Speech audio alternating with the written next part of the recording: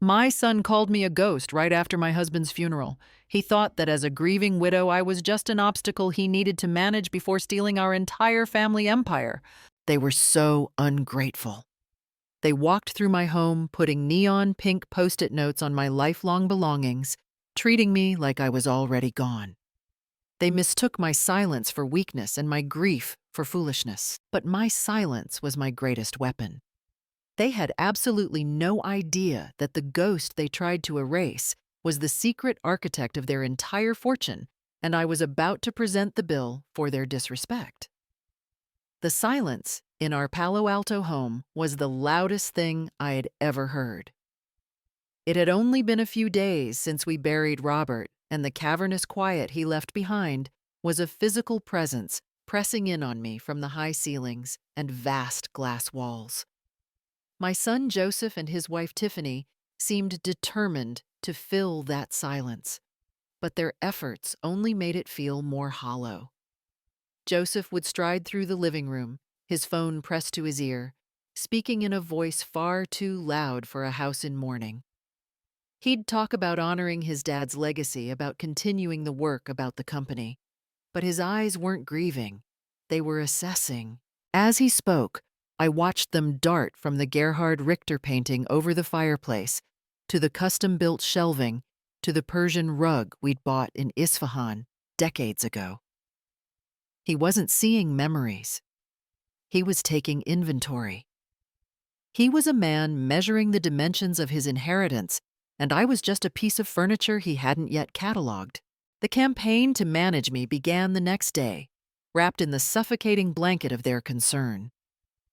Tiffany approached me with a sad, gentle smile, explaining that I simply must not be overwhelmed with all the, well, with all the things. It was too much for a grieving woman to handle. That's when the post-it notes appeared. They were a cheerful neon pink, a garish splash of color in my monochrome world of loss. She started in the sitting room, placing a little pink square on the corner of a priceless Eames chair Robert and I had chosen together.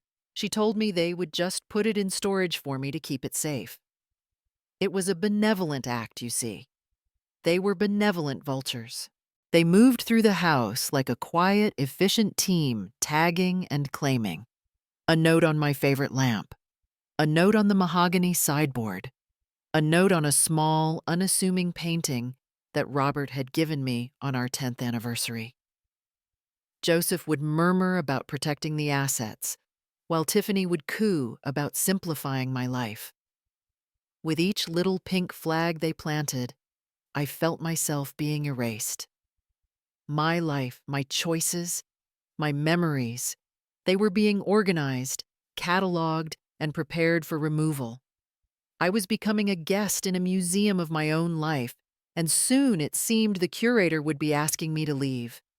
I watched them, a silent spectator to the dismantling of my world, and said nothing.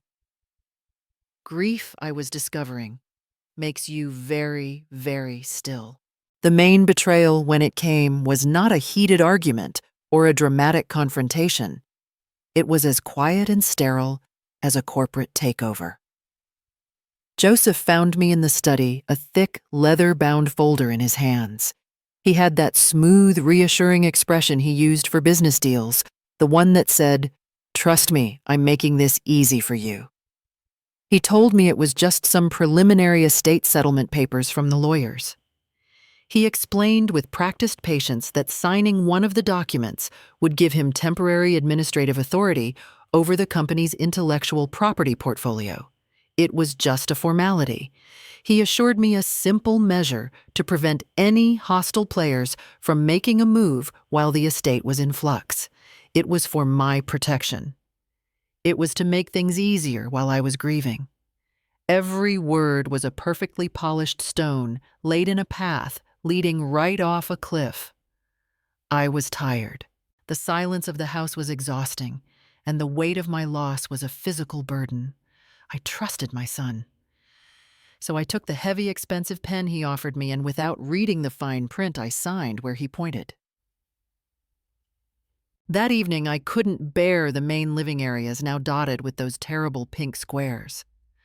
I retreated to the library, the one room they had, for some reason, left untouched.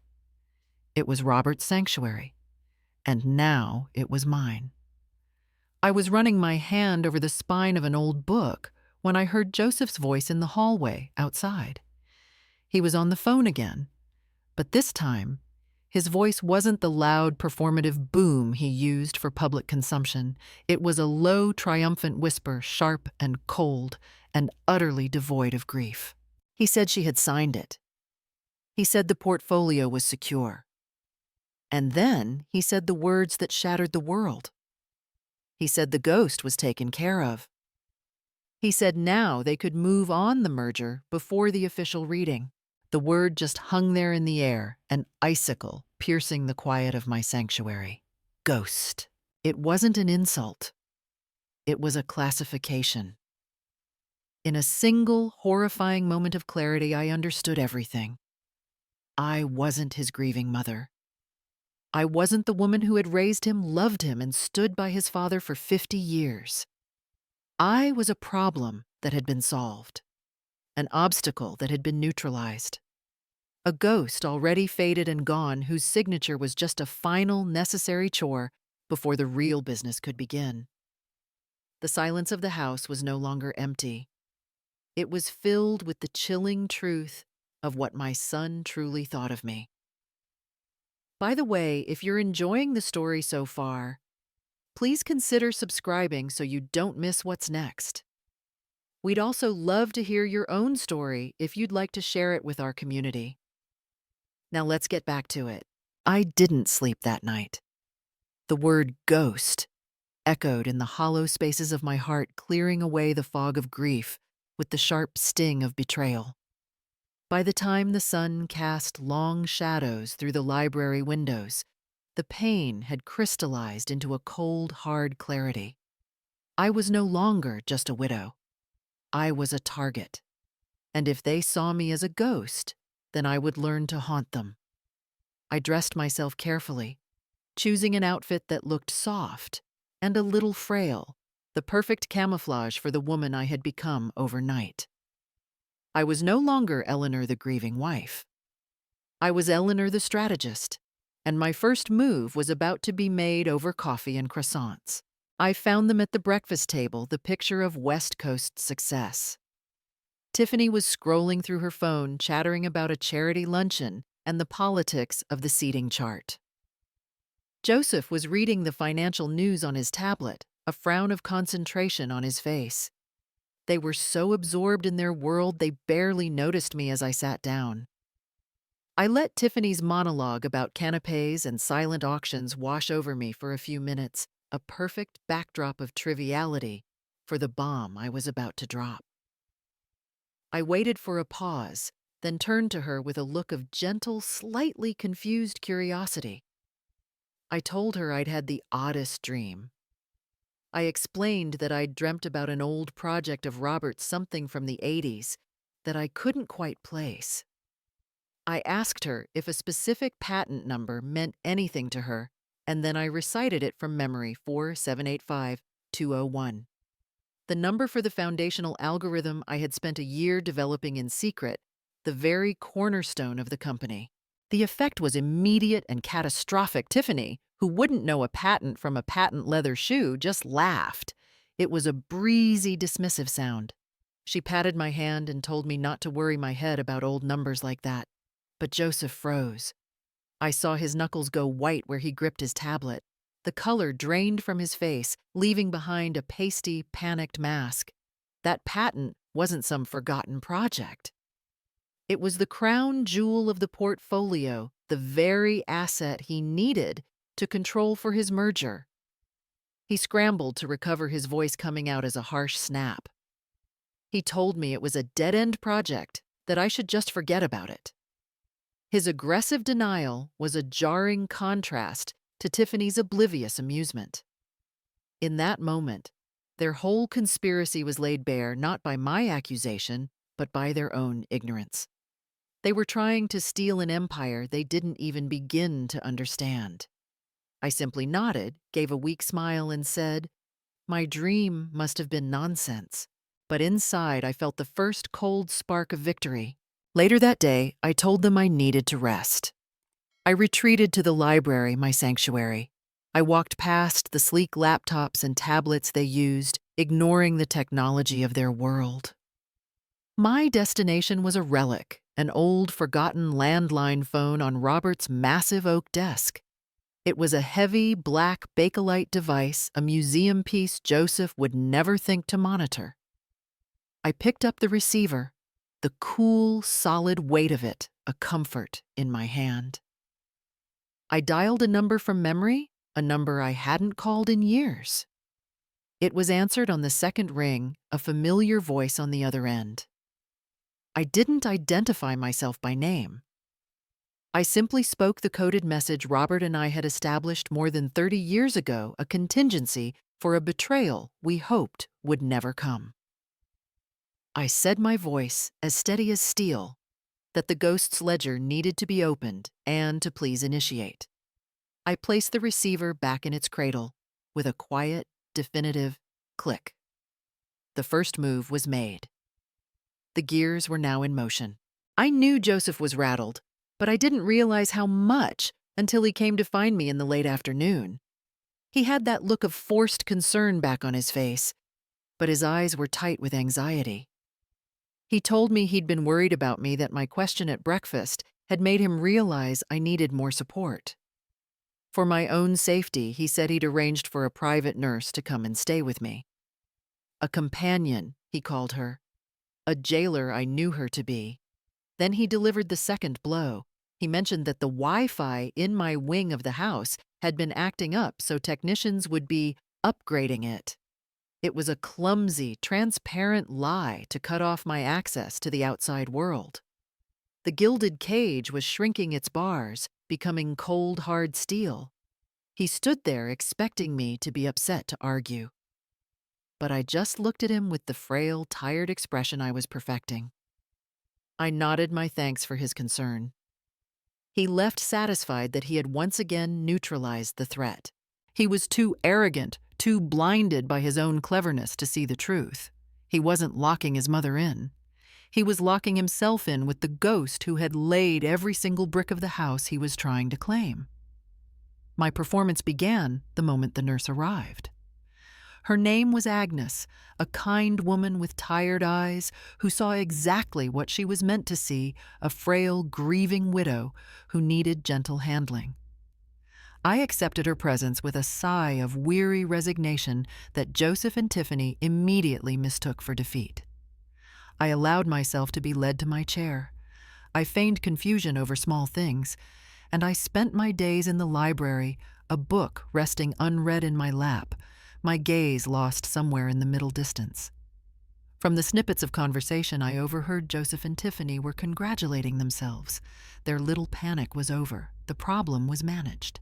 They saw me as a finished story, a book quietly gathering dust on a shelf, and in their arrogance they never thought to check if I was secretly writing a new chapter. They were right about one thing: I was spending my days in the library. But I wasn't reading novels. Once Agnes was settled in the sitting room with her crossword puzzle, the library became my command center. Robert had always loved puzzles and secret compartments, a shared hobby from our early days. I knelt before his enormous oak desk, ran my fingers along the intricate carvings, and pressed a sequence only he and I knew. A section of the ornate base clicked open, revealing a hidden space. Inside were the leather-bound journals. My journals. The ghost's ledger, Robert had called them. 40 years of my work, my strategies, my algorithms, my vision for the company, all meticulously documented in my own hand. The weight of them in my hands felt like righteousness. This was not just my history, it was my ammunition. I wasn't just looking at the past, I was gathering the present. Tucked beside the ledgers was the small, powerful satellite modem Robert had installed years ago, a private, untraceable link to the outside world. While Agnes thought I was napping, I was methodically scanning key pages from my journals, converting my life's work into encrypted digital files and sending them to a secure server Arthur Vance controlled. I also accessed the archives from the home's old security system. Joseph, in his tech-savvy arrogance, had installed a new wireless system, never bothering to dismantle the old hardwired one. He didn't know it was still recording audio. As I sifted through the files, I found what I was looking for. Joseph's voice, not from the hallway this time, but from the patio recorded just the day before. He was talking to a rival from the tech industry, his voice slick with a desperate, boastful confidence. He spoke of the disruptive new direction he was planning, using corporate buzzwords like a child trying on his father's suit. It was all there, his profound insecurity, his desperate need to be seen as a visionary, his complete and utter lack of understanding of the business he was trying to steal. He wasn't afraid of going hungry. He was terrified of being seen as an empty suit. The audio file was a portrait of his pathetic existential crisis. I saved a copy. Hearing that recording confirmed my strategy. A man that desperate for validation, that high on the fumes of his own impending success, always gets sloppy. His arrogance becomes a fatal flaw. He believes he is the smartest person in every room, and that belief makes him careless. I knew with the certainty of a woman who had watched him grow for 40 years that he would make a mistake. He would leave a trail. He would write something in an email, a text message, a document, using clever, dismissive language that he thought made him sound powerful. He would write something like, "liquidating the ghost's assets," and copy someone on it to show off, convinced he was too brilliant to ever be caught. He wouldn't be able to resist the urge to document his own triumph. And I knew that when the time was right, Arthur would find it. My job was not to hunt for that mistake. My job was to finish building the cage that would be waiting for him when he finally made it. I spent the next 2 days in a state of suspended animation, a ghost haunting the quiet halls of my own home. I played my part to perfection. With Agnes, my kindly jailer, I was a creature of routine and gentle confusion. I'd misplace my reading glasses, ask what day it was, and allow her to help me with my tea.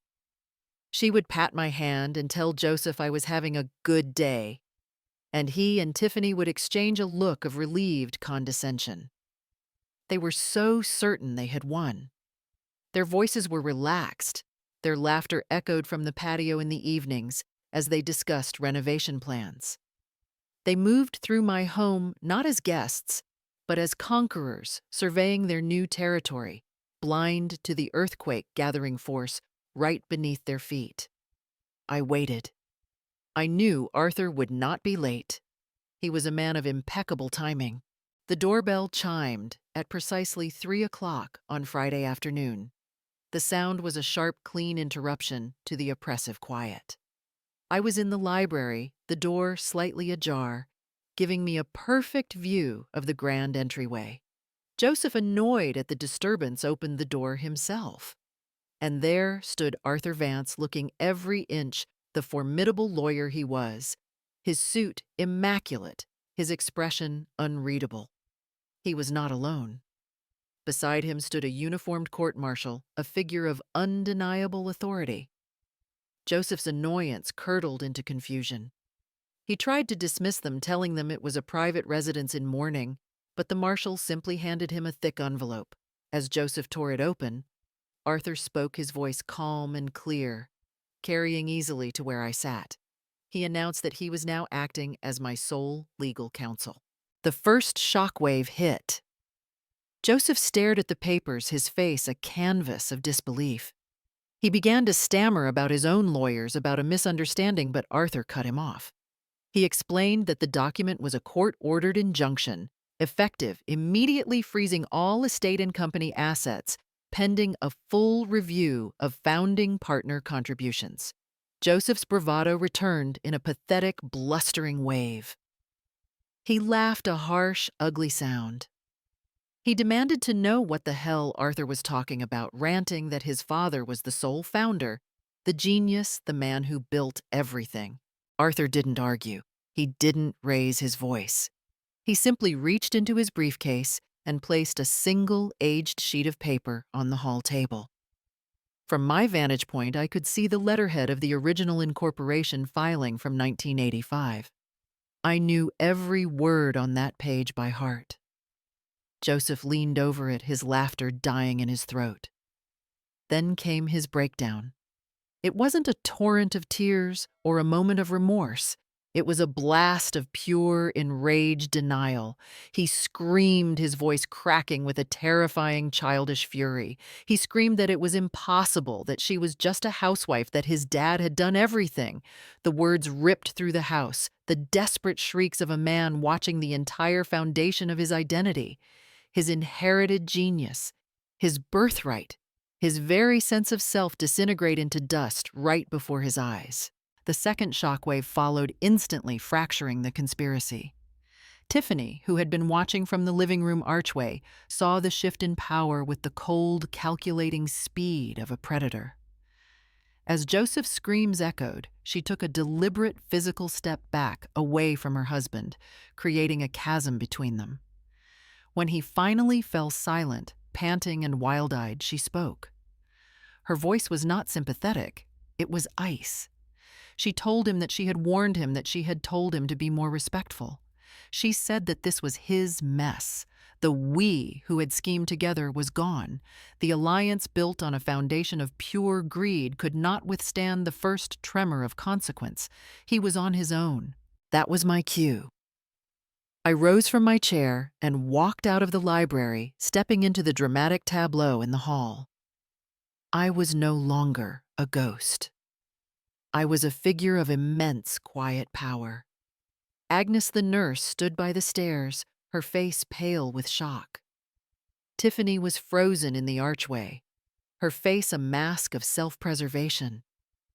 And Joseph, my son, stood broken amidst the wreckage of his own lies, his face a mess of shock and raw public shame. I moved with a calm deliberation that seemed to terrify him more than his own screaming ever could. I did not look at the papers or at Arthur. I looked directly at him. I let the silence stretch, letting him feel the full weight of his humiliation. Then I spoke, my voice perfectly, even and clear.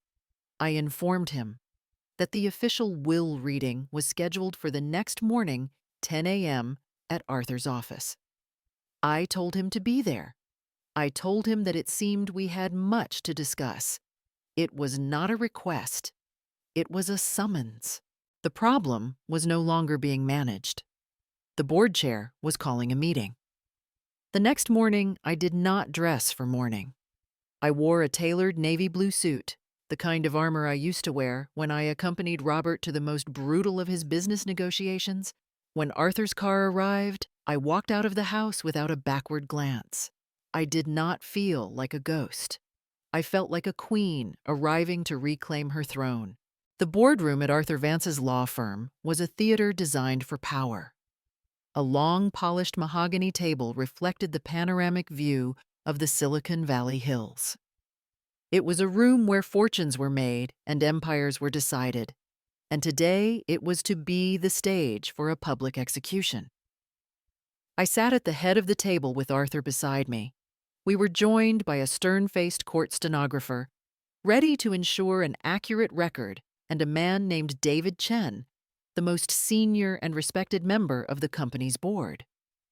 He was a man of immense integrity, and his presence was a critical part of the reckoning. Joseph and Tiffany arrived separately.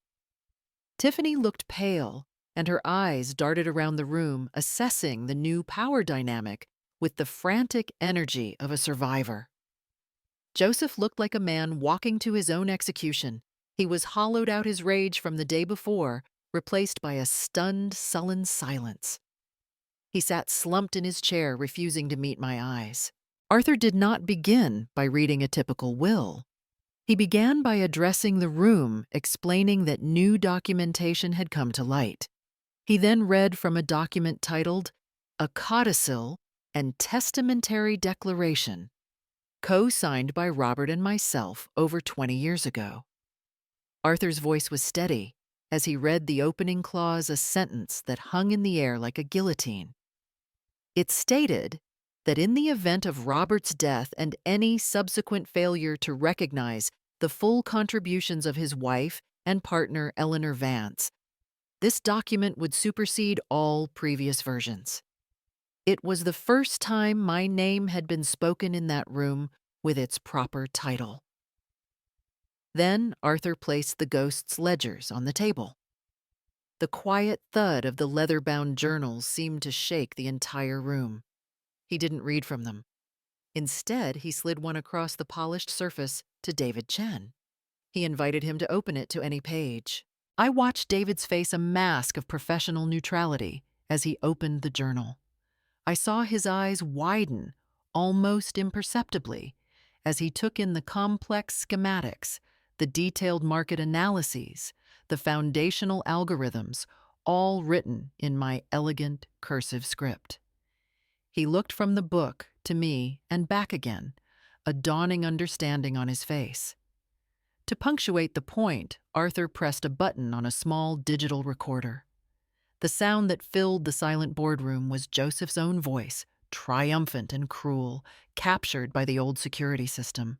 The words, "The ghost is taken care of," were a confession and a conviction in one sentence. The silence that followed was the most profound judgment of all. David Chen slowly closed the journal and slid it back to the center of the table. He looked at my son. It was not a look of anger or pity. It was a look of profound, bottomless contempt. It was the look a true builder gives to a fool who was handed a masterpiece and saw only the price tag. This, I knew, was the social death Joseph had always feared. In that moment, he was unmasked not just as a greedy son, but as an ignorant child who never understood the source of his own privilege. I glanced at Tiffany. She had visibly shrunk in her chair, her face ashen. She was watching her entire social future, all the charity luncheons and galas and country club memberships, incinerate in the heat of her husband's public disgrace. Then Arthur read the final terms. The consequences were not cruel. They were simply just. As a 50% founding partner, I would assume immediate and total control of my stake in the company, giving me the controlling interest. My husband's 50%, Arthur continued, would be placed into a revocable trust. Joseph was named the sole beneficiary, but the trust would be managed by a 3-person board, Arthur, David Chen, and myself as the chair. Joseph would receive a modest annual stipend, an amount appropriate for a middle manager contingent on his constructive behavior. The Palo Alto estate, the stage for his little conquest, was to be sold within 30 days, the proceeds to be managed by the trust. And then came the final clause, the checkmate. Any legal challenge to the codicil by any party would result in Joseph's immediate and total disinheritance, with the full value of the trust being transferred to a charity of the board's choosing. It was a perfect, inescapable victory, delivered not with a shout, but with the quiet, devastating precision of corporate law. The ghost had finally presented her bill, and it was absolute. We left Arthur's office in silence. There was nothing left to say. The legal machinery had done its work with cold, clean precision, and the world had been remade. I did not go back to the house in Palo Alto. Arthur took me to a quiet suite at a hotel overlooking the bay, a neutral space where I could begin to breathe in my new reality. The fallout, when it came, was not something I witnessed firsthand, but I heard the echoes of it from every corner of the small, interconnected world of Silicon Valley. News in a place like this travels faster than code. The story of the ghost's ledger became an instant legend, a piece of corporate folklore whispered at country clubs and over lunch meetings. The details, likely leaked by a shell-shocked David Chen, were just too delicious to contain. The brilliant matriarch, the secret architect of an empire, the son who called her a ghost and tried to erase her. I was hailed as a hidden pioneer, a quiet legend. Joseph, in turn, was recast overnight from a respected heir to a public cautionary tale of entitlement and greed. Friends stopped returning his calls. Invitations to galas and fundraisers mysteriously vanished from their inbox. In a community that worships innovation and merit, even inherited merit, he had committed the ultimate sin. He had been a fool who never understood the value of the asset he was trying to control. He and Tiffany were ostracized, cut out of the social fabric, with the same ruthless efficiency they had used on me. Their alliance, forged in greed, predictably shattered under the weight of public humiliation. I learned from Arthur that Tiffany, ever the pragmatist, filed for divorce within a month. She severed herself from the social wreckage of the Vance name, a desperate act of self-preservation. I felt no triumph in this, only a distant clinical sadness.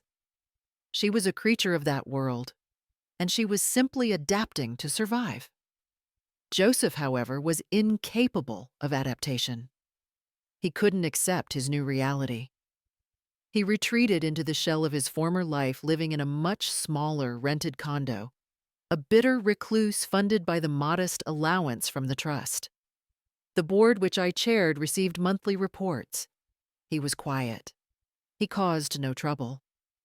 He had, in a final tragic irony, become the very ghost he had tried to make of me, a spectral figure haunting the edges of a world that no longer saw him. I, on the other hand, was thriving. The first order of business was the sale of the Palo Alto estate.